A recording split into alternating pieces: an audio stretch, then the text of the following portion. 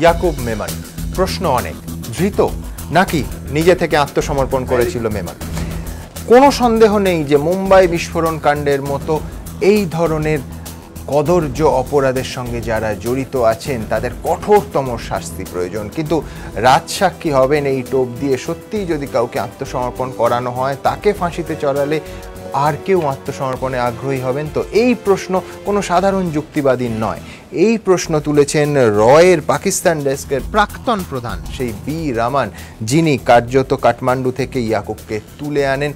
তিনি এই প্রশ্ন তুলেছেন। পাশাপাশি দুই বিচারপতি, গোটা দেশ দেখলেন দুজন অত্যন্ত অভিজ্ঞ বিচারপতি এই প্রাণদণ্ড বা ফাঁসি কার্যকর করার ক্ষেত্রে সম্পূর্ণ দুটো বিপরীত মেরুর অবস্থান নিলেন।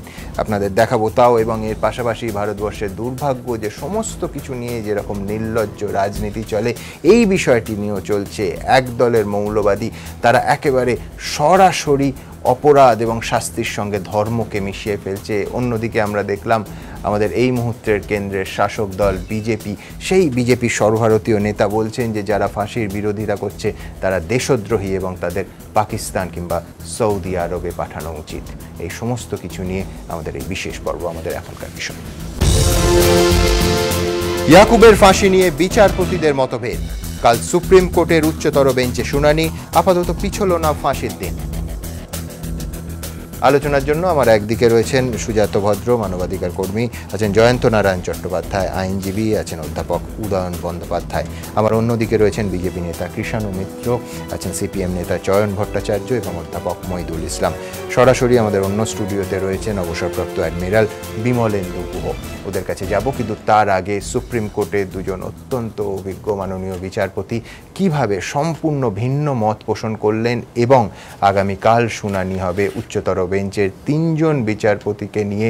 প্রধান বিচারপতি নিজে একটি বেঞ্চ গড়ে দিয়েছেন, তারা শুনবে এই শুনানি। দেখুন।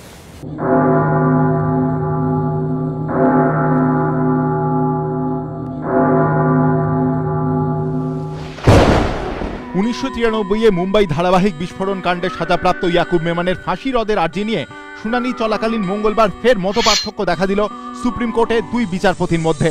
একদিকে মেমনের আর্জি খারিজ করে দিয়ে বিচারপতি আর দাভে জানিয়ে দেন ফাঁসি হবে 30শে জুলাই। অন্যদিকে ফাঁসির ওপর স্থগিতাদেশ দিয়ে দেন বিচারপতি কুরিয়েন। একদিকে বিচারপতি দাভে বলেন ইয়াকুব মেমনের আর্জি নিয়ে আর নতুন করে শুনানির প্রয়োজন নেই। অন্যদিকে বিচারপতি কুরিয়েন বলেন এই আর্জি নিয়ে নতুন করে শুনানির প্রয়োজন রয়েছে, কারণ নিষ্কৃতির আর্জির বিচার সঠিকভাবে না হলে তা ওই ব্যক্তির সাংবিধানিক অধিকারের পরিপন্থী।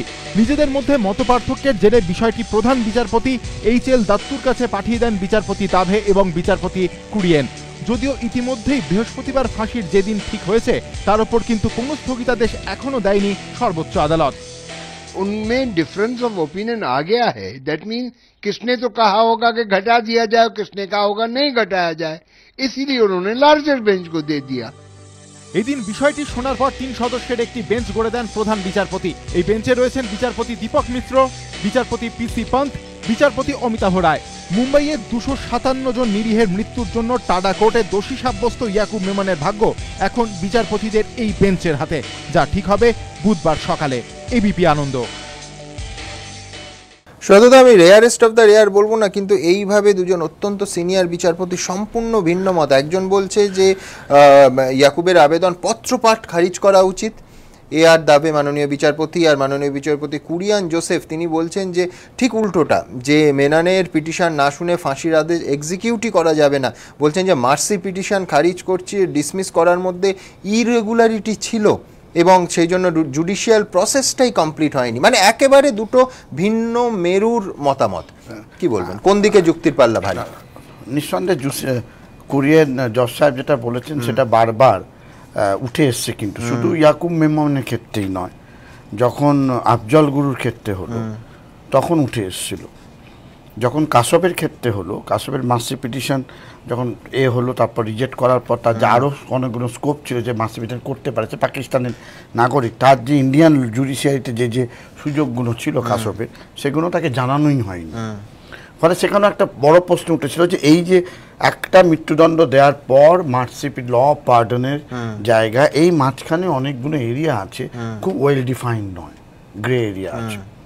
এবং সেগুলো বারবার যেহেতু মৃত্যুদণ্ডের পর যারা যারা যাচ্ছেন ওই গ্রে এরিয়াটা ক্লিয়ার করতে যাচ্ছে, যতক্ষণ যার দৌড় সে ততক্ষণ লড়াইটা চালিয়েছে। বা যেখানে রাষ্ট্রশক্তি গোপনেই আফজল গুরুকে ফাঁসি দিয়ে দিল, আমরা কেউ জানতে পারলাম না, পরিবার জানতে পারলো না, ওই লিগ্যাল পিটিশনের যে জায়গাগুলো ছিল না, ফলে কোর্টে প্রচন্ড সমালোচনা। কোথাও কি একটা এর সঙ্গে বৃহত্তর মানুষের ইমোশনও যুক্ত আছে, যে জন্য রাজনৈতিক দলগুলো ইস্যুতে ঝাঁপাচ্ছে? মানে এই রকম একটা নারকীয় ঘটনা মুম্বাই ব্লাস্টের মতো, যেখানে 250 মানুষের তারও বেশি মানুষের প্রাণ হারালেন, সেই জন্য এই জিনিসটা হচ্ছে প্লেইং টু দ্য গ্যালারি। একটু নির্ভয়ে বলি, নির্ভয়ে বললে প্রথম কথা হচ্ছে এরকম নৃশংস ঘটনা এই বিষয়ে কোনো সন্দেহ নেই।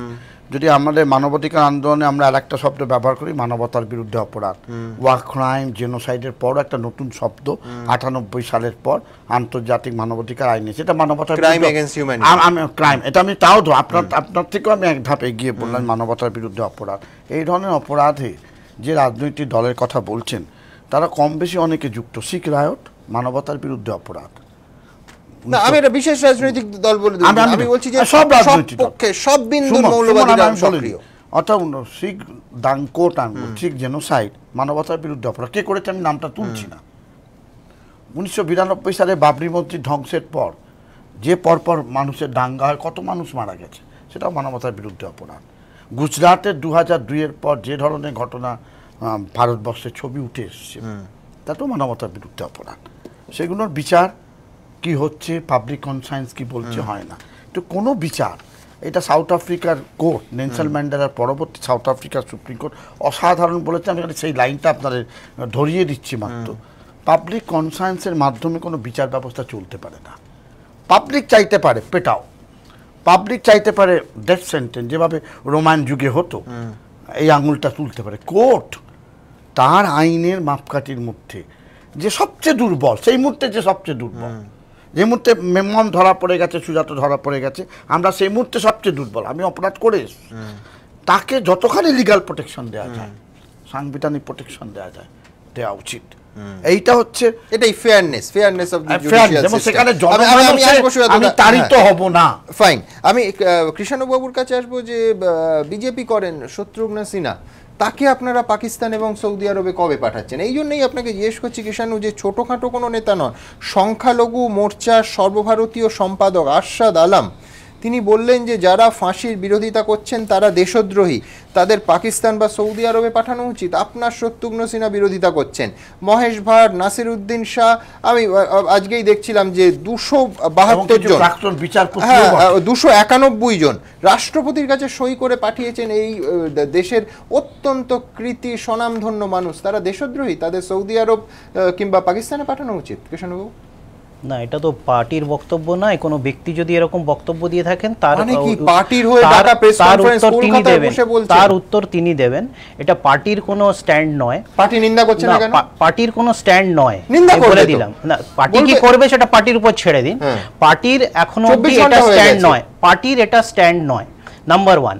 নাম্বার 2 হচ্ছে আপনি যে বৃহত্তর ইমোশনের কথা বললেন, যে এই মানবতার বিরুদ্ধে যে সুজাতদা বলল, তো এই সব ব্যক্তিদের পাশে যারা দাঁড়াচ্ছে, এই সব লোককে যারা প্রোটেকশন দিচ্ছে ডিরেক্টলি অর ইনডিরেক্টলি, সেটাও তো মানবতার বিরুদ্ধে।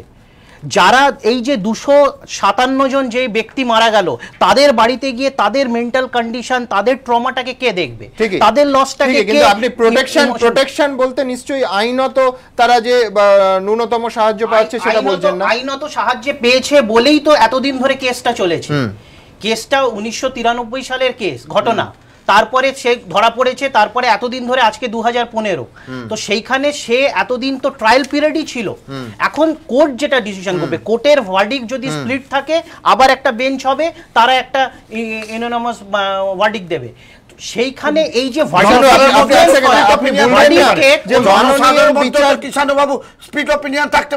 জনসাধারণ কেন, আমি থাকতে পারে, সেটা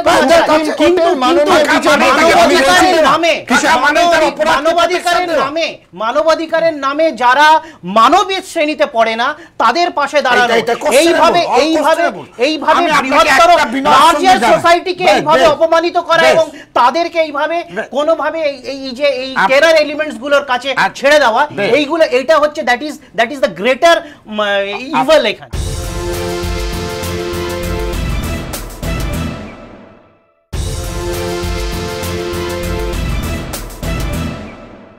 আপনাকে বিনয়ের সঙ্গে জানাই, মানবতার বিরুদ্ধে অপরাধে আন্তর্জাতিক যে কোর্ট আছে, ইন্টারন্যাশনাল ক্রিমিনাল কোর্ট, 98 সালে যেটা 17 জুলাই, যার জন্য আমরা ইন্টারন্যাশনাল জাস্টিস ডে পালন করি, ভারত পৃথিবীর অসংখ্য দেশ সই করেছে, এখন 131টা দেশ সই করেছে। ভারত করেনি, চীন করেনি, আমেরিকা করেনি, ব্রাজিল করেনি, আলাদা প্রশ্ন। যে কোর্টটা চলছে প্রাগে, হেগে চলছে, এই কথাগুলো আমাকে বোঝাতে পারেন, কিন্তু আপনি যখন মানুষের কাছে যাবেন, মানুষের ওপিনিয়নটা নিয়ে, যেখানে 257 লোক মারা গেল, তাদের হয়ে কেউ কাঁদার লোক পেল না, কিন্তু আপনি একজনের কে কোনোভাবে প্রোটেকশন দিতে না না, আপনি আমাকে শেষ করতে দিন। ইন্টারন্যাশনাল ক্রিমিনাল কোর্টে হচ্ছে মানবতার বিরুদ্ধে অপরাধের সর্বোচ্চ শাস্তি হচ্ছে মৃত্যুদণ্ড নয়।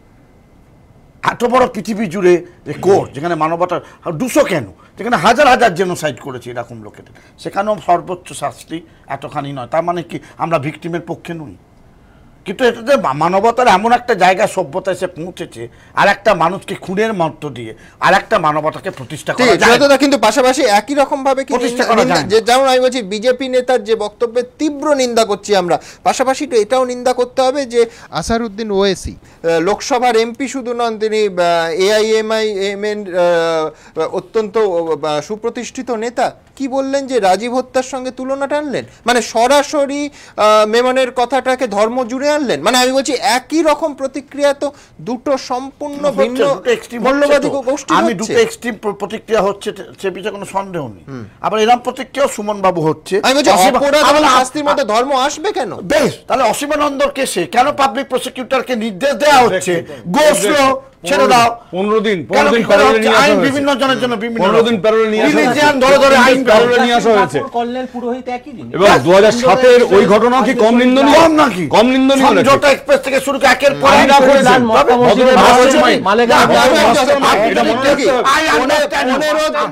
কে ডিনোট করলেন, কোথায় বেরোলো মাস্টারমাইন্ড, কোথায় বেরোলো, কোথায় দেখা তথ্য প্রমাণ দেখান মাস্টারমাইন্ড। আপনি তথ্য প্রমাণ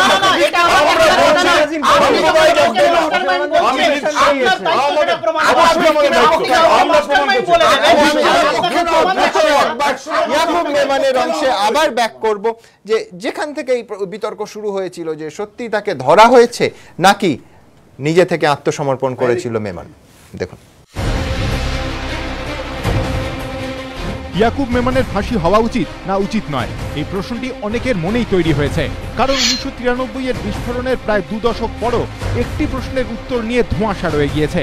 তা হলো টাইগার মেমনের ভাই ইয়াকুবকে গ্রেফতার করা হয়েছিল নাকি সে আত্মসমর্পণ করেছিল।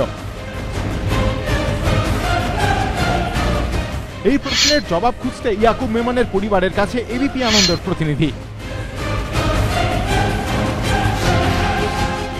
1993 সালের 12 মার্চ একে একে 13টি বিস্ফোরণে কেঁপে ওঠে মুম্বাই। 17 মাস পরে ভারতীয় গোয়েন্দাদের হাতে আসে এই বিস্ফোরণ কাণ্ডে অন্যতম অভিযুক্ত ইয়াকুব মেমন। ইয়াকুবের পরিবারের দাবি আত্মসমর্পণ করেছিল সে। नहीं, हम लोग सरेंडर हुए हैं और मेरे हस्बैंड के इंस्ट्रक्शंस पे हम लोग आए हैं and we were very happy to come back to our motherland. কিন্তু দুবাই থেকে ভারতে আসা পর্যন্ত ইয়াকুবের প্রতি পদক্ষেপের সঙ্গী থাকা খুড়তুতো ভাই ওসমানের দাবি ভারতে ফেরা নিয়ে কথা হলেও আত্মসমর্পণ করা নিয়ে ইয়াকুবের সঙ্গে তার কখনো কথা হয়নি। एक रोज अचानक मुझे फोन आया एंड याकूब ने कहा भाईजान मेरी मदद करो। कुछ दिनों के बाद में याकूब का फिर फोन आया एंड ही सेड भाईजान मुझे दुबई में मिलो, मैं बहुत तकलीफ में हूँ। গ্রেফতারি না আত্মসমর্পণ, এই প্রশ্নে তৈরি হওয়া রহস্যকে আরো ঘোরালো করেছে নেপালে ইয়াকুব মেমনের ধরা পড়ার পরিস্থিতি। নেপাল থেকে বিমানে পাকিস্তান যাওয়ার কথা ছিল ইয়াকুবের, কিন্তু সিকিউরিটি চেকিং এর সময় তার ব্যাগে পিস্তলের মতো কিছু একটা দেখা যায়। পরে ব্যাগে তল্লাশি চালিয়ে দেখা যায় ওটা আসলে পিস্তল নয়, চাবির গোছা।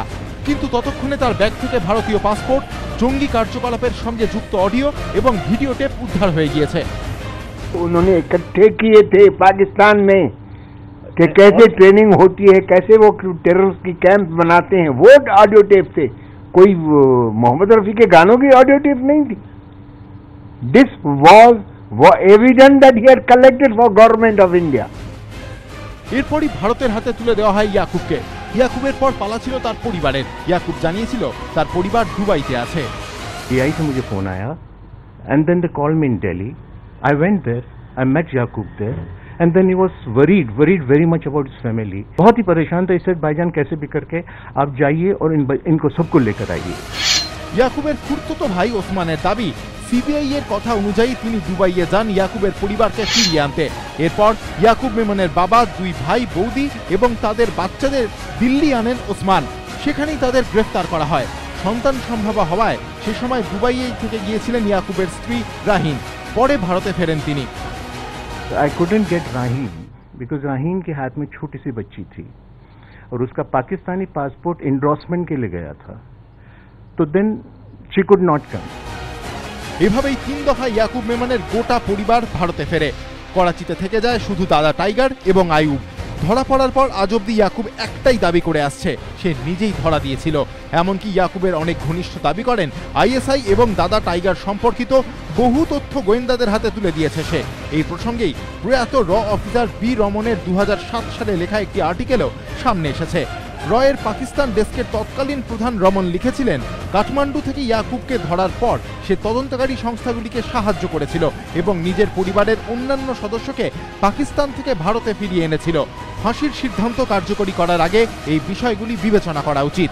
যদিও টাডা আদালতের যে বিচারক তাকে ফাঁসির সাজা দেন সেই পিডি কোরের বক্তব্য মুখে বললেও কোনোদিনই নিজের আত্মসমর্পণের দাবির পক্ষে নথি পেশ করতে পারেননি ইয়াকুব মেমন। আরও একাধিক প্রশ্ন আছে যার গ্রহণযোগ্য উত্তর ইয়াকুবের কাছ থেকে আজও মেলেনি। কেন ভারত ছেড়ে পালিয়ে গিয়েছিল সে? দুবাইয়ের পরিবর্তে কেন করাচি গিয়েছিল ইয়াকুব? কেন আইএসআই তাদের করাচি থেকে ব্যাংককে নিয়ে যাওয়ার পর ইয়াকুব সেখানকার ভারতীয় দূতাবাসের সঙ্গে যোগাযোগ করেনি? যদি সে সত্যিই ভারতে ফিরতে চাইবে তাহলে 17 মাস কেন লেগে গেল? আর তাই মুম্বাই বিস্ফোরণের 2 দশক পরও ইয়াকুব মেমনকে নিয়ে ধোঁয়াশা রয়েই গিয়েছে। এবিপি আনন্দ।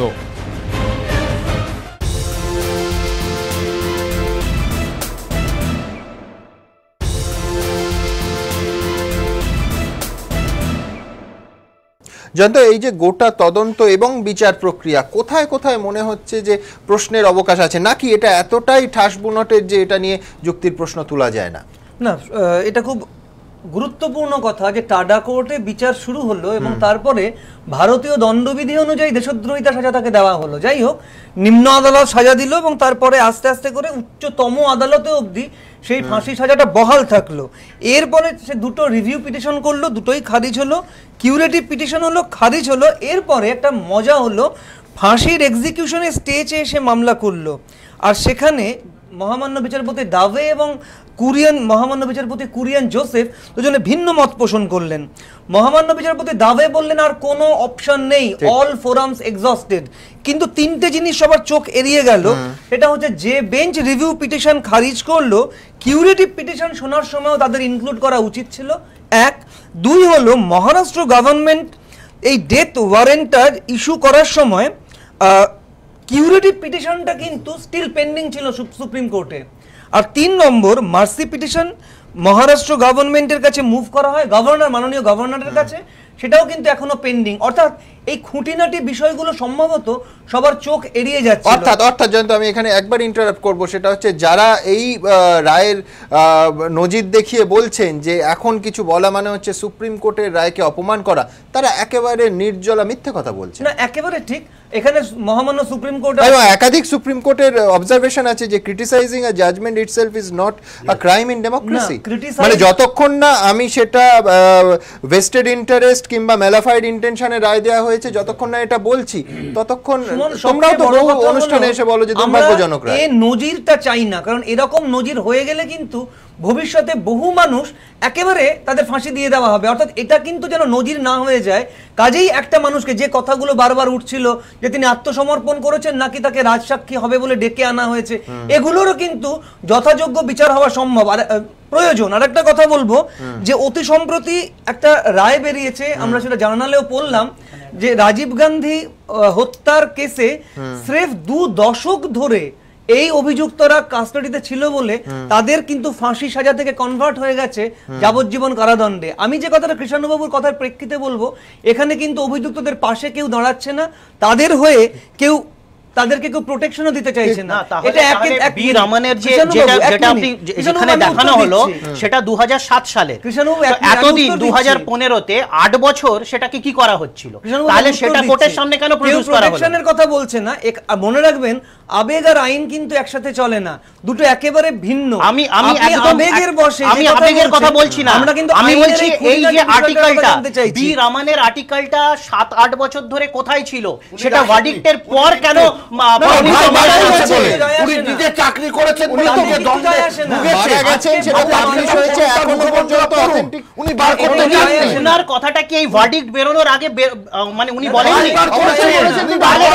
তাহলে এটা আসেনি কেন? যারা এটাকে আনছে সংশ্লিষ্ট বড় কথা, যে দেশে ইনভেস্টিগেশন প্রসিডিওর স্বচ্ছ নয় সেখানে একটা মানুষকে ফাঁসিতে ঝুলিয়ে দেওয়া অত্যন্ত অন্যায়। মনে রাখবেন আমরা কিন্তু অভিযুক্ত না না, আর বিচার প্রক্রিয়া তো রামানের মন্তব্য নিয়ে চলছে না, একদম তাই। বিচার প্রক্রিয়া কি জজ সাহেবরা বলেছেন যে রামানের সেটা এফেক্টও করেনি, রামানের মন্তব্য সেখানে এফেক্টও করেনি, তাহলে এটাকে কেন ইউজ করা হচ্ছে? আমরা এটাকে তাকে সেভ করার জন্য এটা কেন ইউজ করা হচ্ছে? মহামান্য সুপ্রিম কোর্টের প্রকাশ হয়েছে রায় বলে বিমান বিজেপি রাজ্যসভা সেভ করেছে, প্রমাণ হয়েছে, কিষাণ বাবু বলে দিয়েছে। কিষাণ বাবু, আমি আইন ব্যবস্থার উপর সম্পূর্ণ ভরসা রেখে বলছি যে দুজন, না না, আমি বলছি যে দুজন বিচারপতি ডিফার হচ্ছে, আপনি যিনি ডিফার করেছেন সেই মাননীয় বিচারপতিকে দেশদ্রোহী বলবেন নাকি? না, আমি দেশদ্রোহী তো কাউকে বলছি না, না না, আপনার দলের নেতাদের কথা বলছি যে যারা এই দেশদ্রোহীদের পাশে দাঁড়াচ্ছে তাদের মানে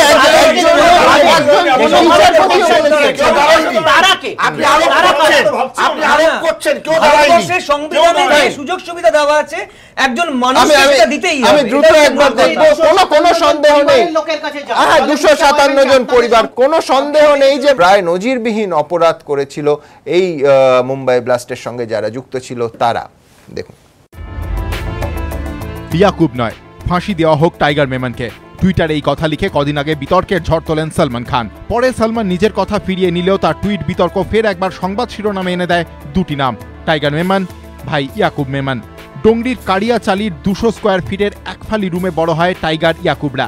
প্রতিবেশীদের দাবি ছোটবেলা থেকে ইয়াকুব শান্ত মেজাজের, পড়াশোনাতেও ভালো ছিল, উল্টো দিকে টাইগার ছিল রকচটা বদমেজাজি। ইয়াকুব কঠিন অঙ্ক কষতে ভালোবাসত, অন্যদিকে মুস্তাক ওরফে টাইগার ভালোবাসত বাবার মতোই ক্রিকেট খেলতে। প্রতিবেশীদের দাবি ইয়াকুব শুরু থেকেই ছিল সোজা পথে, অন্যদিকে সামান্য আয়ে অখুশি টাইগার হাঁটতে শুরু করে অন্ধকারের পথে। পরিচয় হয় দাউদ ইব্রাহিমের সঙ্গে।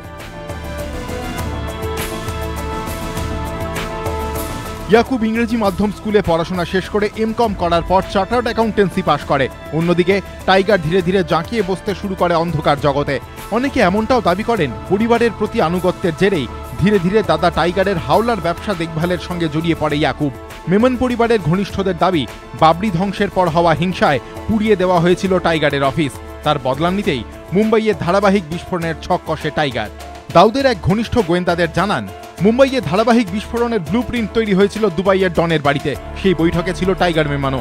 মুম্বাই বিস্ফোরণ কাণ্ডে অন্যতম সাক্ষী ওসমান খান আদালতে দাবি করেন সঙ্গী সাথীদের নিয়ে শেখান্ডি উপকূল থেকে AK-47, গ্রেনেড এবং RDX সংগ্রহ করেছিল টাইগার, যা ব্যবহার হয়েছিল বিস্ফোরণের দিন। এমনকি ওসমান খানের দাবি মুম্বাই বিস্ফোরণের জন্য জঙ্গিদের পাকিস্তানের ট্রেনিংয়ের ব্যবস্থাও টাইগারই করে দিয়েছিল। সেই ঠিক করে দিয়েছিল শহরের কোন কোন জায়গায় বোমা রাখতে হবে। উল্টো দিকে মুম্বাই বিস্ফোরণে অন্যতম অভিযুক্ত রাজসাক্ষী মোহাম্মদ উসমান জান খানের দাবি অনুযায়ী 11ই ফেব্রুয়ারি সে ও জাভেদ চিকনা টাইগার মেমনের মাহিমের ফ্ল্যাটে যায়। সেখানে তখন টাইগার মেমন এবং ইয়াকুব মেমন বসেছিল। টাইগার ইয়াকুবকে বলে জাভেদ চিকনাকে প্লেনের 6টি টিকিট দিতে হবে, সেই মতো টিকিটগুলো দিয়ে দেয় সে। মোহাম্মদ উসমান জান খান আরও দাবি করেন পাকিস্তান থেকে প্রশিক্ষণ নিয়ে শহর বিমানবন্দরে নামার পর সে ও বশির একটি অ্যাম্বাসাডারে ওঠে, যাতে বসেছিল ইয়াকুব এবং আরও একজন। এই সাক্ষ্য ইয়াকুবের ভাগ্য নির্ধারণে গুরুত্বপূর্ণ ভূমিকা নেয় বলে মনে করা হচ্ছে। কিন্তু টাইগার মেমন সম্পর্কিত এমন একাধিক সাক্ষ্য থাকলেও তা কাজে লাগেনি, কারণ টাইগার বেপাত্তা।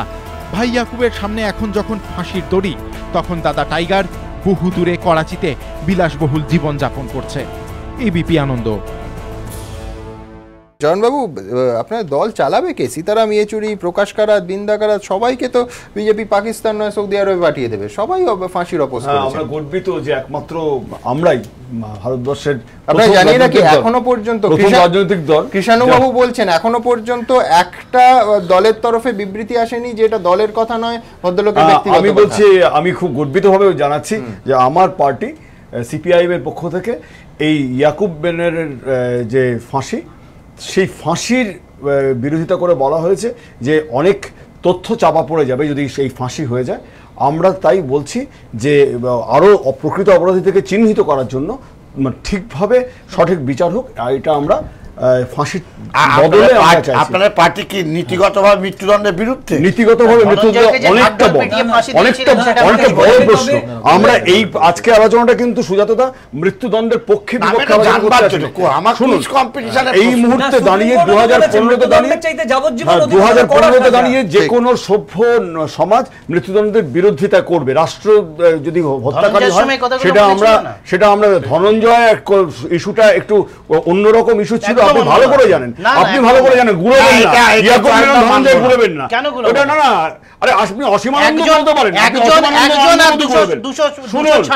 আপনারা একটু কম কথা বললেই ভালো হয়, কারণ একজন গণহত্যাকারীকে আপনার প্রধানমন্ত্রী আসনে বসিয়েছেন। এই মুহূর্তে আপনাদের যারা পার্লামেন্টে আছে তাদেরকে বলতে বলুন, অবশ্যই যারা আছে তাদেরকে বলতে বলুন না, দুজনে বিচারাধীন বন্দী হওয়ার কথা জানাবো, সরাসরি দাঁড়িয়ে রয়েছে আপনাদের নেতাদের পার্লামেন্টে বলতে বলুন, প্রধানমন্ত্রীকে সাহসটাকে পার্লামেন্টে বলতে বলুন, নেই তো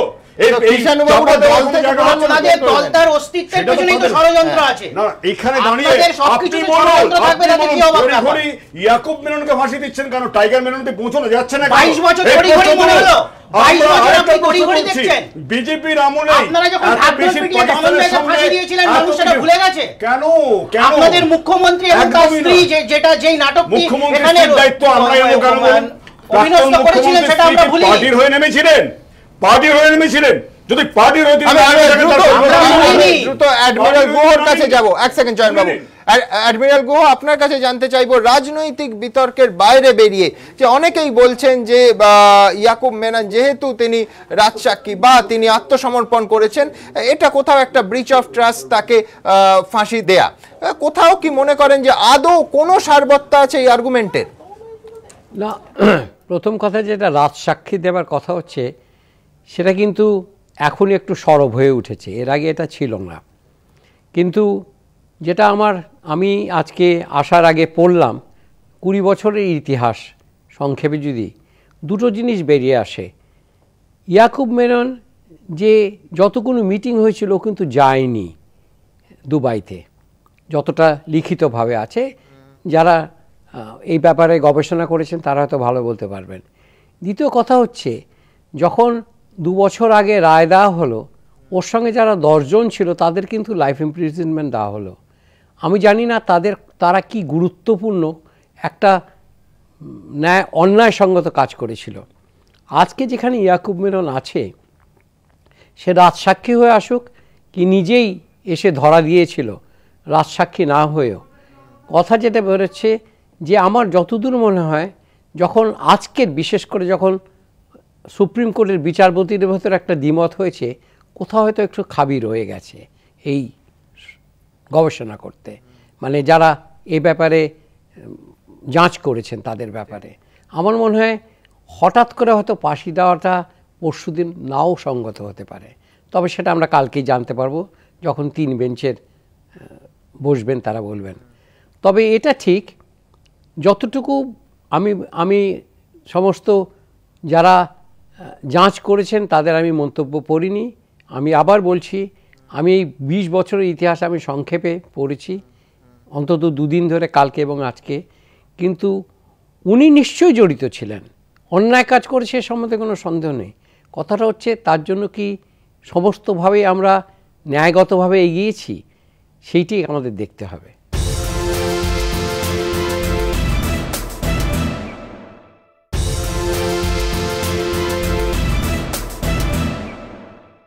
এই দীর্ঘসূত্রিতা নিয়ে আপনার কি মত অ্যাডমিরাল গুহ? মানে আমি বলছি 22 বছর ধরে চললো এবং তদন্ত, আমি বলছি না যে একদিনে সমস্ত সত্য সামনে আসতে হবে, প্রকাশ হতে পারে, কিন্তু এই দীর্ঘসূত্রিতা কোথাও তদন্ত এবং বিচার প্রক্রিয়াও তো হ্যাম্পার হয় এই এতদিনের প্রক্রিয়া চলার জন্য। সুমন, তোমাকে একটা কথা বলি, 6 জন বলেছিল ওরা সাক্ষী দেবে ইয়াকুব মোমেনের বিরুদ্ধে। তুমি জানো 5 জন যে পরে হটে গেল, শুধু একজনই ওর বিরুদ্ধে সাক্ষী দিয়েছিল, যার ওপরে ওকে মৃত্যুদণ্ড দেওয়া হলো টাটা কোর্ট থেকে। 22 বছর ধরে মানে প্রভাব খাটানো, চাপ খাটানো, মানুষের স্বাভাবিক মৃত্যু হওয়া, এই সমস্ত এই প্রক্রিয়ার অংশ হয়ে গেছে। পদে পদে বিচার প্রক্রিয়া হ্যাম্পার হয়েছে। সেটা তো হয়েছে, তবে আমারও মনে হয় আমরা হয়তো বলছি, কিন্তু এখন পর্যন্ত আমি দেখতে পাইনি যেটাকে বলি ফাস্ট ট্র্যাক কোর্ট। হয়তো এই ব্যাপারে হয় না। এত বড় একটা 253 জন লোক যখন মারা গেছে, সাক্ষী তাদের অনেক কিছুই দেখতে হবে, কিন্তু আমার যতদূর মনে হয় 22 বছর ধরে মামলা চলার কোনো মানে হয় না।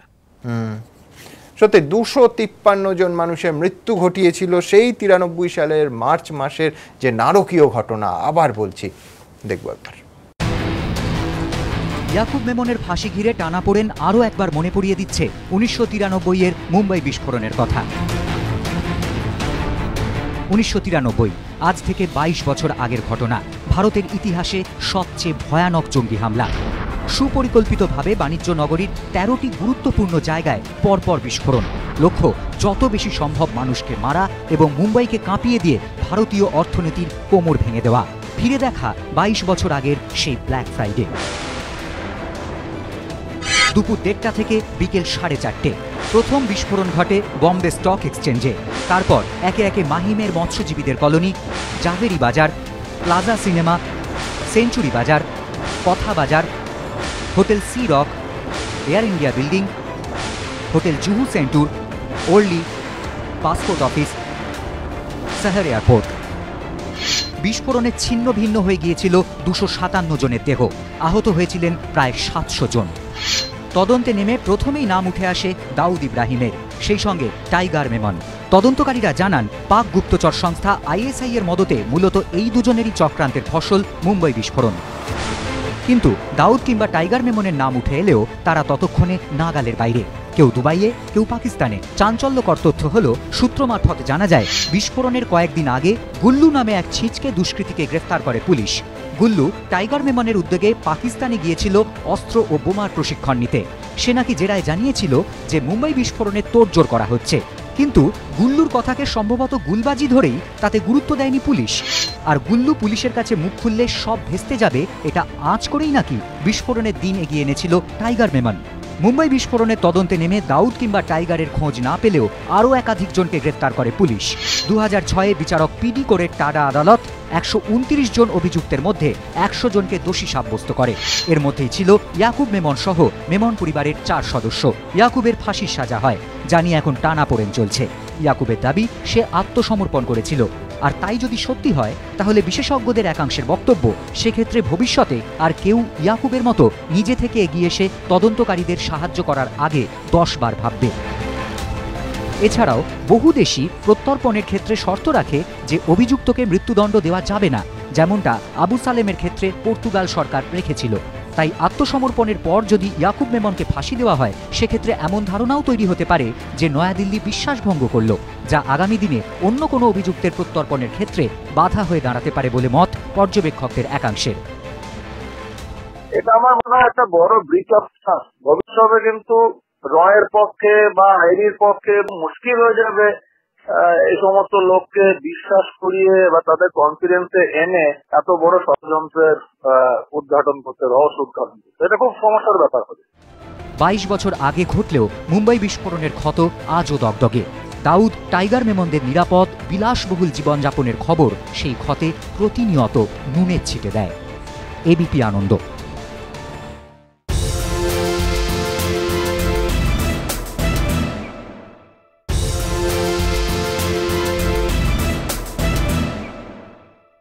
কৃষাণু আবার প্রশ্ন তুলতে পারেন, কেন জীবদ্দশায় এই তথ্য সামনে এলো না? কিন্তু যেটা পরিষ্কার বীর আমানের লেখায় পাওয়া যাচ্ছে উদয়নদা, সেটা হচ্ছে the cooperation of Yakub with the investigating agencies after he was picked up informally picked up informally, আমি লক্ষ্য করতে বলছি এই বাক্য বন্ধ, in Kathmandu and his role in persuading some of other members of his family to come out of Pakistan and surrender, এবং সেখানে বলে শেষে বলছেন যে to be taken into consideration এই যাবতীয় বিষয়গুলো while considering whether the death penalty should be implemented। এটা বীর আমার নিজে বলছেন, যিনি কাঠমান্ডু থেকে তুলে আনেন। কি মনে হয় এই গোটা বিষয়টা নিয়ে যেভাবে রাজনৈতিক ক্ষেত্রেও প্রায় বিজ্ঞাপনের মতো পক্ষে এবং বিপক্ষে যুক্তি খাড়া হচ্ছে, কি মনে হচ্ছে?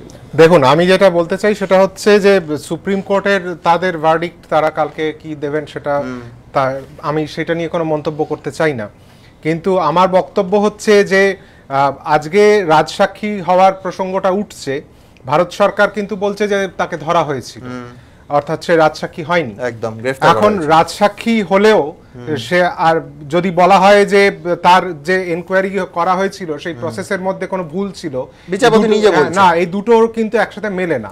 তার কারণ হলো রাজসাক্ষী হলে তো সে বলেই দিয়েছে সবকিছু, সে তো সবকিছু প্রমাণ তথ্য প্রমাণ সব বলেছে তার কি কি অপরাধ, কাজে সেখানে আর আলাদা করে তার বিরুদ্ধে কি কি অনুসন্ধান ইনভেস্টিগেশনের কোনো প্রশ্নই উঠছে না।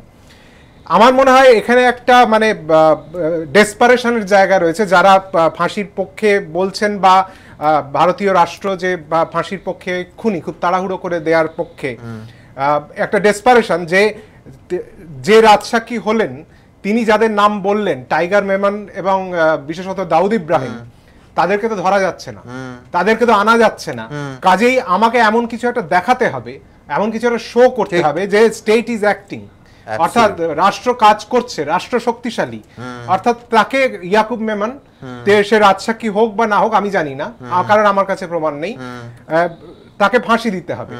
এবং দাউদের ক্ষেত্রে আমার পরের পর কূটনৈতিক ব্যর্থতা, আমি কিচ্ছু করতে পারিনি, পরের পর কূটনৈতিক ব্যর্থতা, একের পর এক সরকার এসেছে, তারা নির্বাচনী এজেন্ডাতে অবধি বলেছে দাউদকে নিয়ে আসবো, পারেনি। আর একটা সরকার রাজি হয়নি, এটা বলাই হয় justice delayed is justice denied. Krishanu বারবার বলছিলেন যে 22 বছর বাদে যদি একটা জাস্টিস দেয়া হয়, যেখানে দাউদ ইব্রাহিমকে ধরা গেল না, যেখানে টাইগার মেমনকে ধরা গেল না, সেখানে 257 জন মানুষকে, কি আমি বিজেপি কি কংগ্রেস কি ইউপিএ তা বলছি না, 257 জন মানুষকে কি জাস্টিস দেয়া গেল? টাইগার ইয়াকুব মেমনকে কি জাস্টিস দেয়া গেল না। পরিবারে আমাদের প্রতিনিধিরা যখন গেছেন দেখেছেন যে পরিবারের মূল যে ভিকটিম যে সদস্যরা ছত্রভঙ্গ হয়ে গেছে।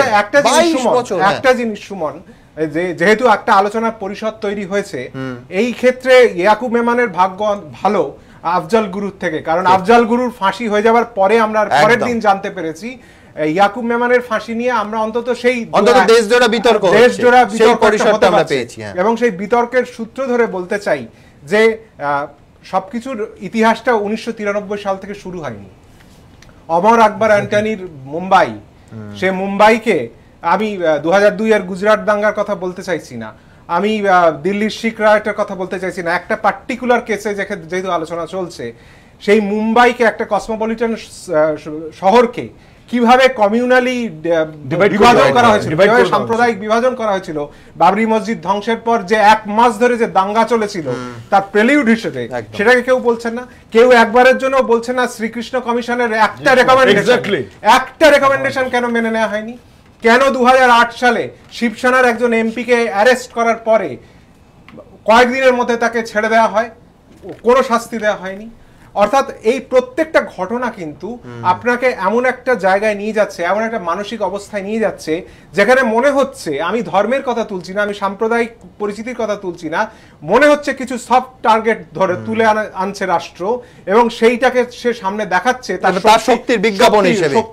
একদম কোনো সন্দেহ নেই। আমি আরেকবার দর্শকদের দাউদ ইব্রাহিমের কথা মনে করে দিতে চাইবো যে সরকারি ক্ষমতায় আসুক, একেবারে নির্বাচনী এজেন্ডাতেও থাকে দাউদকে ফিরিয়ে আনার কথা, কিন্তু শেষ পর্যন্ত ভারতবাসী যেটা পায় সেটা কূটনৈতিক ব্যর্থতা, আরো কঠোর করে বললে অশ্বডিম্ব। দেখুন, দাউদ ইব্রাহিম, টাইগার মেমন, মোহাম্মদ তোসা কিংবা ছোটা শাকিল, 1993 এর মুম্বাই বিস্ফোরণের পর থেকেই লোকের মুখে মুখে ঘুরতে শুরু করে এই নামগুলো।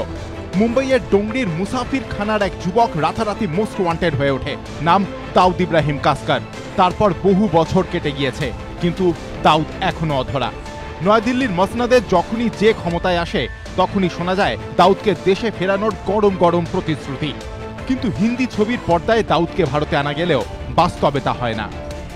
अपने गुलाबी चश्मे हटा और एक बदले हुए नया इंडिया का चेहरा सबसे पहले तू देख। উল্টে পরিস্থিতি এমন পর্যায়ে পৌঁছেছে যে দাউদকে ভারতে ফেরানোর সদর্প ঘোষণাকে এখন প্রকাশ্যেই কটাক্ষ করতে শুরু করেছে তার সাঙ্গপাঙ্গরা। मैं तो कई मर्तबा बोला है वो अपना मुंह तो बंद करें, कोई भी आता है स्टेटमेंट देना शुरू करता है। मैंने ये कहा है कि हलवा है क्या, हमको किसी से डरने की जरूरत भी नहीं है। দাউদ ইব্রাহিমকে ভারতে ফেরানো তো দূরের কথা, উল্টে গত কয়েক দশকে তাকে ঘিরে রূপকথার নানা গল্প তৈরি হয়েছে। করাচিতে তার বিলাসবহুল প্রাসাদ হোয়াইট হাউস, দাউদের আঁটুসাঁটু নিরাপত্তা, গোটা বিশ্বে দাউদ ইব্রাহিমের ডি কোম্পানির ছড়িয়ে থাকা হাজার হাজার কোটি টাকার ব্যবসা, পাকিস্তানের অর্থনীতিকে তার চালানো, কিংবা তার সঙ্গে ছোটা রাজনের লড়াই, এরকমই নানা মুখরোচক খবর সামনে আসে ঠিকই, কিন্তু গোয়েন্দাদের হাত থেকে দাউদ বহু দূরেই থেকে যায়। আর সশরীরে দাউদ ইব্রাহিম তো দূরের কথা, গত 2 দশকে তার এখনকার চেহারার কোনো ছবি পর্যন্ত সামনে আসেনি, সেই পুরনো ছবি। দাউদের যেন বয়স বাড়ে না। অনেকে কটাক্ষ করে বলে থাকেন, দাউদের ছবি যদি জোগাড় না করা যায় তাহলে দাউদকে ধরবে কোথা থেকে। পাকিস্তানে ঢুকে যখন আমেরিকা ওসামা বিন লাদেনকে মারে, তখন ভারতবাসীর মনেও প্রশ্ন তৈরি হয়, আমরা কি পারি না এভাবেই দাউদ ইব্রাহিমকে তুলে আনতে? কিন্তু সরকারের তরফে সেই মরিয়া চেষ্টা কি করা হয়? কখনো কখনো নানা অসমর্থিত সূত্রে জানা যায় যে গোয়েন্দারা নাকি চেষ্টা করেছিল দাউদকে ফাঁদে ফেলতে, কিন্তু ব্যর্থ হয়েছে। প্রশ্ন ওঠে, আর কতদিন এভাবে চলবে? দাউদ টাইগাররা তো শুধু পলাতক নয়, তারা বিলাসবহুল জীবনও কাটাচ্ছে। আমেরিকা ইসরায়েল পারলে আমরা কেন পারি না আমাদের শত্রুদের কোমর ভেঙে দিতে? এই প্রশ্ন অসংখ্য ভারতবাসীর মনে, কিন্তু যারা উত্তরটা জানেন তারা শুধুই মুখে মারিতং জগৎ। এবিপি আনন্দ। মধুল, আমি আবার বহুত্ববাদের কথা বলবো। আজকেই একেবারে ব্যক্তিগত অভিজ্ঞতা, এই রাজ্যের অত্যন্ত একজন নামী নেতাকে আমরা ফোন করেছিলাম, সংখ্যালঘু নেতা। তিনি বলছেন আসলে এই সংখ্যালঘু তো ধর্মকে এনে আবার আমার ওপর আক্রমণ হবে, অ্যাভয়েড করলেন এই অনুষ্ঠান। আমি বলছি যে এই পর্যায়ে আমরা চলে গেছি কেন? মানে কেন আমরা মেনে নিতে পারবো না যে ফাঁসির পক্ষে এবং বিপক্ষে দুটো মত থাকবে? গণতন্ত্রে এটাই কাম্য, এটাই হওয়া উচিত। এটাই তো মানে দেখুন, গণতন্ত্র তো একটা মানে বড় একটা ব্যাপার, তার মধ্যে ডিসএগ্রিমেন্ট এবং ডিসেন্ট এই দুটো হচ্ছে সব থেকে একটা মানে মূল বিষয়। ঘটনাচক্রে আজকের যে ভারতের যারা মানে শাসক দল, ভারত তারা কিন্তু এই ডিসএগ্রিমেন্ট ডিসেন্টগুলো তারা কিন্তু জানে না, মানে তাদের ঠিক অভিধানে সেই জিনিসগুলো নেই। এখানে ওই যে বিজেপির প্রতিনিধি এসেছিলেন, তিনিও বলছিলেন যে পার্টি স্ট্যান্ড, কারণ পার্টি স্ট্যান্ডটা কি এই ব্যাপারটা আজকের বিজেপির ক্ষেত্রে আরও মানে পরিষ্কার নয় যে অ্যাকচুয়ালি পার্টি স্ট্যান্ডটা কি। প্রধানমন্ত্রী বললে পার্টি স্ট্যান্ড, নাকি স্বরাষ্ট্রমন্ত্রী বললে পার্টি স্ট্যান্ড। আর ললিত মোদী এত পার্টি করছেন যে তাতে আর কি কোনো পার্টিগুলোটাই হয়ে যাচ্ছে।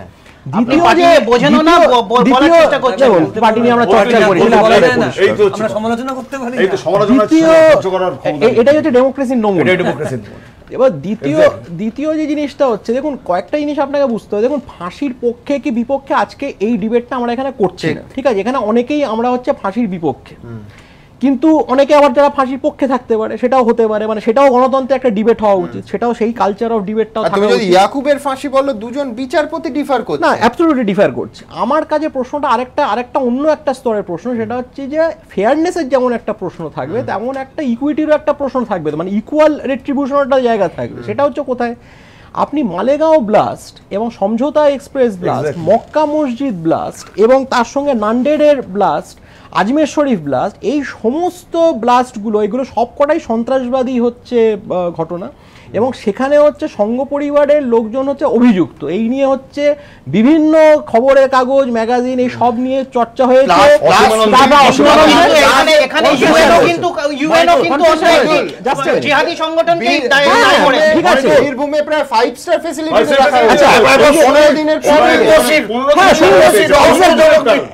আমার কাছে এটা প্রশ্নটা দাঁড়াচ্ছে যে ভারত রাষ্ট্র এবং আজকের দিনে ভারতের যে শাসক, তারা কিন্তু এই সমস্ত ম্যাগাজিন এবং সমস্ত নিউজ পেপারের বিরুদ্ধে কোনো মামলা তারা করেনি। রেদার যেটা আমরা রিপোর্টেড যেটা হচ্ছে যে এই মামলাগুলো যত ধীরে চলো আস্তে চলো এটা ব্যাপার। আসলে মূল জায়গাটা আরেকটা অন্য একটা জায়গায় দাঁড়িয়ে, সেটা কি? সেটা হচ্ছে যখন কান্দাহারের যে আপনার ঘটনাটা ঘটেছে দৌলতের আত্মজীবন এবং দৌলতের যে আত্মজীবনে, সেখানে হচ্ছে ফারুক আব্দুল্লাহ যে পজিশন করা একটা পজিশন নিয়েছিল, যে বিজেপি সেখানে উইক একটা পজিশন নিয়েছিল, এই জিনিসটা বিজেপিকে আগে ভাবিয়ে তুলেছে। এতগুলো ঘটনা ঘটছে, সুষমা স্বরাজ, ললিত মোদী, বসুন্ধরা রাজে সব মিলে বিজেপির যে মুখ পুড়ছে, তারা এখন জনসাধারণ প্রকারে, যেটা উদয়ন দাও বলছিলেন, যে ডেসপারেট হয়ে গেছে, যে টাইগার মেমন দাউদ ইব্রাহিমকে ধরতে পারছি না, তাহলে এখন একে একটা বলির পাঠা পেয়েছি, একে এবার হচ্ছে ফাঁসি কাটে।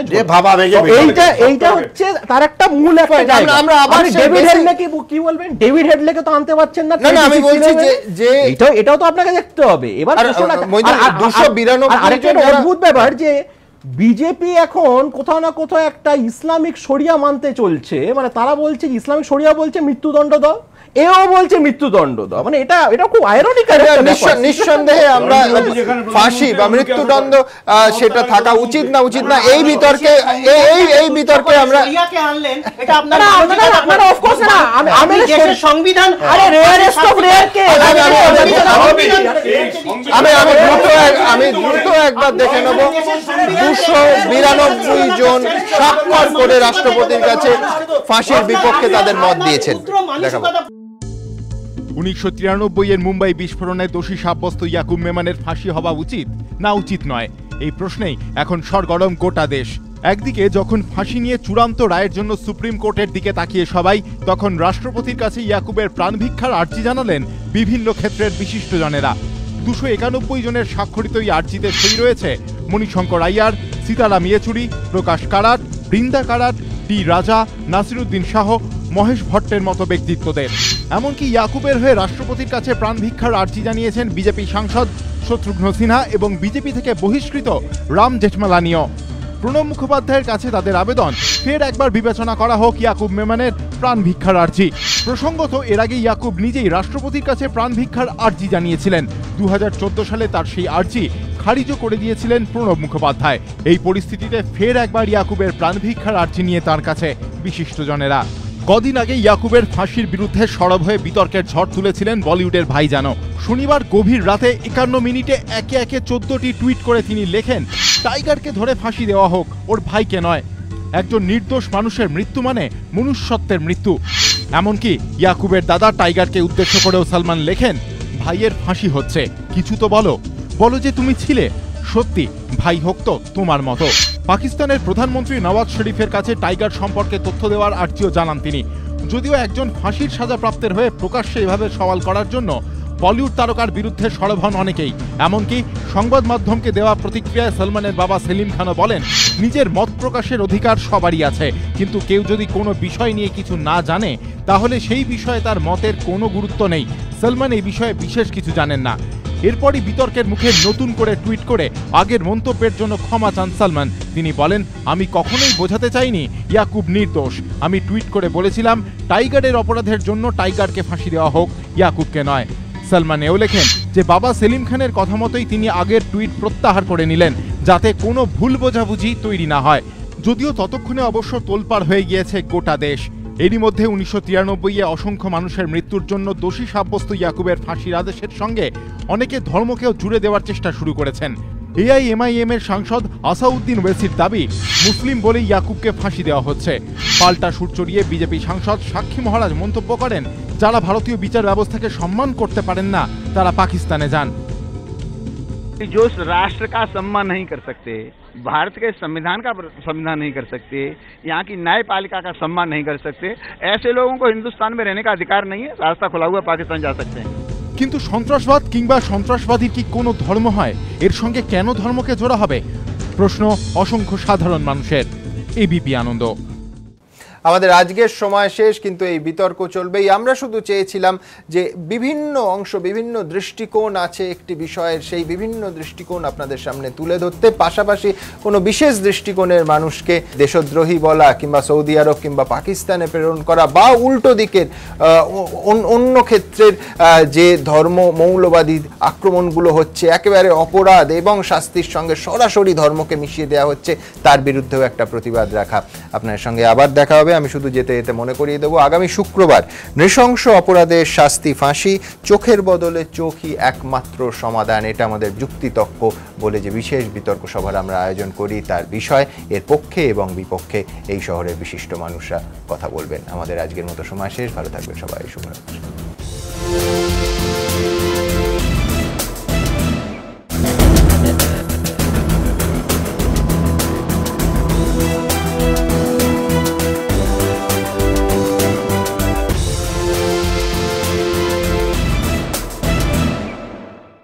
সহযোগী নিবেদক captain 600 EQR, stronger, safer, super সেভার।